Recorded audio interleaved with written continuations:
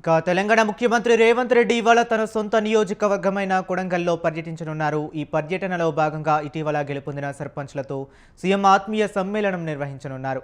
ఈ కార్యక్రమంలో గ్రామాల అభివృద్ధి, స్థానిక సమస్యలు, ప్రభుత్వ పథకాల అమలు అంశాలపై సర్పంచ్లతో ముఖాముఖి చర్చలు జరపనున్నారు. ఇక ఇదే అంశం గురించి మరింత సమాచారాన్ని మా కరెస్పాండెంట్ అయ్యప్ప ఫోన్ లైన్లో అందిస్తారు. అయ్యప్ప, చెప్పండి. సీఎం రేవంత్ రెడ్డి తన సొంత నియోజకవర్గమైన కొడంగల్లో అయితే ఈ రోజు పర్యటించున్నారు. దీనికి ప్రధానమైన కారణం మొన్న జరిగినటువంటి సర్పంచ్ ఎన్నికలలో కాంగ్రెస్ మద్దతుతో పోటీ చేసినటువంటి సర్పంచ్లు ఎక్కువ మంది విజయం సాధించారు. ఈ నేపథ్యంలోనే నారాయణపేట జిల్లా కోస్లి పట్టణంలో ఓ ప్రైవేటు ఫంక్షన్ హాల్లో అయితే సన్మాన కార్యక్రమాన్ని అయితే ఏర్పాటు చేశారు. దీనికి ఇప్పటికే జిల్లా యంత్రాంగం భారీ ఏర్పాట్లు అయితే చేసినట్టు తెలుస్తుంది. సర్పంచ్లను సన్మానించడంతో పాటు వారితో కలిసి సీఎం భోజనం కూడా చేయనున్నారు.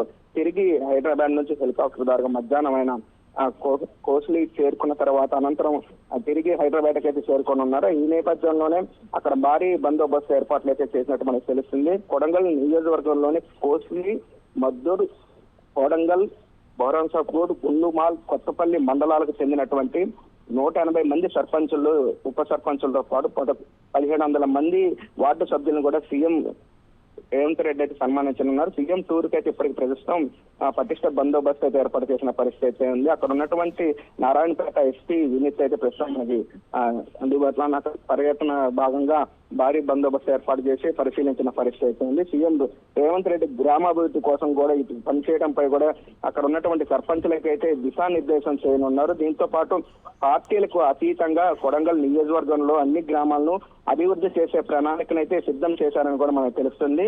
ప్రస్తుతం అక్కడ ఉన్నటువంటి సర్పంచులు అయితే ఎక్కువ శాతం కాంగ్రెస్ కి చెందినటువంటి సర్పంచులు అయితే గెలిచిన పరిస్థితి అయితే ఉంది. దీంతో కొత్త సర్పంచులు కలిసి ఏదైతే సన్మానం అనంతరం అయితే భోజనం అయితే చేయనున్నారు. ఇప్పటికే సీఎం పర్యటన నేపథ్యంలో ఎస్పీ వినీత్ తో కలిసి అక్కడ నారాయణపేట, వికారాబాద్ కలెక్టర్లు సచిన్ గగ్వారగాడు, ప్రతీష్ జైన్ కూడా అక్కడ అక్కడ ఉన్నటువంటి ఏర్పాట్లను అయితే పరిశీలించారు. పంచాయతీ పాలక వర్గ ఆత్మీయ సమ్మేళనం భాగంగా అయితే అక్కడ ఉన్నటువంటి ఫంక్షన్ హాల్తో పాటు సభా స్థలం, హెలిప్యాడ్ కూడా పూర్తిగా భారీ పోలీస్ బందోబస్తు ఏర్పాటు చేసిన పరిస్థితి అయితే ఉంది.